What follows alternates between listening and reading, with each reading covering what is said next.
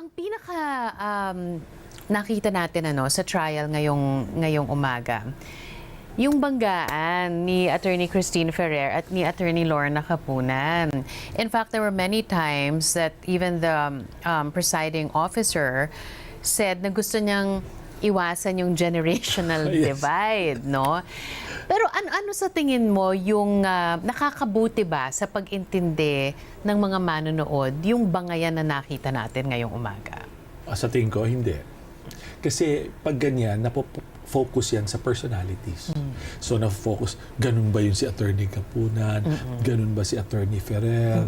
Bakit sila hindi magkasundo? Kung gusto naman, siyempre, may iba niya magsasabi, do we want to know the truth? Di ba? Ganun. Sabi na, gusto natin katotohanan. So, hindi dapat kayo magbangayan. Magbingagay kayo. Pero hindi kasi nung iba na susundan because this is a legal process. Meron talagang hindi pagkakaintindihan. Bakit? Siyempre, sabi nga ni presiding officer, sinabi niya kasi may parang generational divide, baka iba yung training nung trial lawyer before. Which, to some extent, I understand. Yeah. Kasi ako pumasok ako doon sa buntot na yan eh. Oo. Yung buntot ng ganyang sistema. At nakikita ko ngayon yung bagong generation. Kasi tinuturuan mo sila, di ba? Mga Yes, at estudyante yung mo mga sila. abogado na nakakatrabaho ko ngayon, na younger sa akin, at yung mga abogado na sa generation na ito, na natuturuan mo, makikita mo noon kasi ang trial lawyer talagang aggressive. And talaga minsan, iba't ibang paraan, pwedeng inisin kita. I will talagang uubusin ko pasensya mo. Minsan hindi kita patatanungin eh. Magtatanong ka pa lang, object na kita. Kaya nakita mo sabi niya, wala akong tanong. Di ba? Wala pa akong tanong. So allow me to ask my question. Kasi dyan, pag nasira ang composure ng abogado, ayaw niya tanungin, may abogado ganon. I've seen that in court. Let's say, sasabihin ng client, witness, ang haba ng tanong ni attorney. Ang haba. Tapos sabihin ng witness, pakiulit nga po, attorney. Nakita natin yan. Diba? Nakita rin natin yan. Pakiulit mo. Pag sa court yan, sasabihin ng judge, okay, read through the records. So, babasahin ng TSN. Pag yung stenographer, hindi pa mabilis kumuha. Hindi, may ganun. Kasi may backup, ano yan eh. May backup recorder yan eh. Hindi pa niya na po-process yun eh. So, kuha niya. Your Honor, hindi pa na ano. Di si attorney ngayon, okay, Your Honor, I will just move on to my next question. Ganon. Pag yung impatient yung lawyer, or pwede naman, sige, I will have to restate it once more.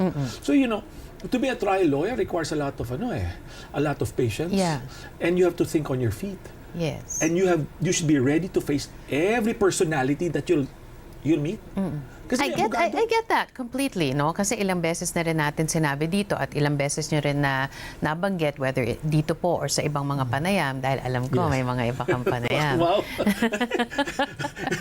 Para akong ina-account. Kasama ba yan sa meron bang acknowledgement receipt? Loko lang. That you would always say na ang pagpasok mo sa korte, it's a theater, 'di ba? You have to perform, 'di ba? Kailangan makuha mo rin yung imahinasyon ng mga manonood. Pero sa puntong ito na ito po ay impeachment trial at ang gusto natin at ito po ay paniningil, 'di ba? Yes. Sa isang impeachable official. At kung may mga ganitong bangayan na hindi nakakatulong sa pag-unawa ng mga tao, bakit pa kaya siya hinahayaan or nangyayari? Bakit hinahayaan ng presiding officer? Kasi sa tingin ko, yung presiding officer, dahil nga meron din siyang experience sa ganito, alam niya na baka pag-isipan siya, pag pinigilan niya masyado, or pag inalaw naman niya masyado, sabihin, masyadong parang pinapaboran yung isang panig. But on the part of the defense and the prosecution, Yes. di ba? Parang hindi ba nila naiisip na nalilihis tayo dito, guys, na hindi lumalabas or kasama yon sa narrative Ako, sa tingin nila? ko, kasi let's say for the defense, mag-cross-examination ako ngayon. You came forward ng mga dokumento na yon. Kung narinig natin kanina. Tapos iniisa-isa niya. Ikaw ba pumirma nito? Sino yung mga, di ba may mga parang parang yung mga pangalan, yung mga letter ng first name na mga pangalan doon na nasa harap. Inisa-isa niya yon. Nasa tingin ko, ang punto niya, gusto niyang pakita, hindi ka naman nakapirma rito eh. How would you know? How do you know? Hindi mo ma-authenticate yan. Yun yung subliminal na mensahe niya pero hindi na-verbalize. Ngayon, Ibig pa sabihin, dahil let's say si Del Campo ay hindi kasama sa nag-prepare ng dokumento dahil ang initial na kanyang pangalan ay wala doon. Ibig pa sabihin, hindi pwedeng paniwalaan ng dokumento niya. Hindi. At saka kasi binanggit niya, sorry to cut you there, pero binanggit din niya several times that yung proseso, kasama sa proseso, ang review ng mas nakararami. So that makes it all the more, would that make it all the more substantial? And pasok yan sa exception. Sa exception, sa rule on evidence ng hearsay rule. Maari hindi ka gumawa. But you are a competent officer. You are competent. Why are you competent? You are the custodian. Kasi ang isang dokumento naman, whether in private or public sector, ang tawag dyan business record exception. Ang tao maaring nag-retire, maaring namatay, maaring na-transfer sa iba, sa ibang opisina. Hindi ibig sabihin na naiwanan niya, hindi na natin pwedeng pagtiwalaan ng dokumento. Ganun yun. So ang mangyayari dyan, ang sinong pwede mag-testify? Yung competent, yung present custodian na magpapatunay na reliable yung entrada dyan. Reliable yung mga dokumento niya. Okay. Bakit kinailangan ipresenta or i-confront itong si Ms. Del Campo nung ITR, nung tax code. Pagkatapos yung circular nung 1992 pa, parang nung Attorney Salvador, saan naging successful ang cross thus far ni Attorney Ferrer kay Ms. Del Campo? Sa tingin ko kasi dito, nililay down pa niya. Kasi tandaan natin, naputol yung risk if ever she will hit on a point. Pero ang tanong, bakit mo kailangan pag-usapan yung tax code when the joint circular is very clear? Yes. Kasi nga, objective mo, cross-examine. Kung masisira mo yung effectivity ng joint circular, di sira yung lahat ng prosesong ginagawa. Di ba ganon? Tapos kaya sila bumabalik din sa 92. Remember na pag-usapan yun? Sabi rin noon na may repealing clause yung joint circular, di ba? Nawala na yun. Siyempre, sa kanila, hanggat wala namang ruling ang court, pwede ko i-argue yun eh. Pwede ko i-argue yan. Nasasabihin ko, ito yung pamantayan, hindi naman ito binago ng joint circular at ito ay confidential and intelligence fund.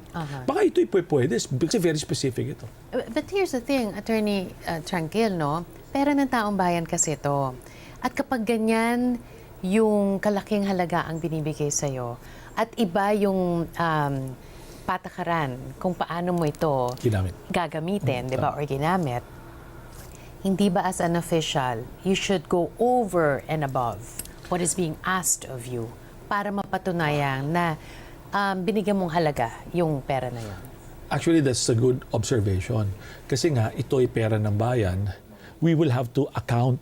Dapat nating i-account ito ng tama. Yung prosesong yan, kaya nga nila nilatag sa joint circular na dapat yang sundin.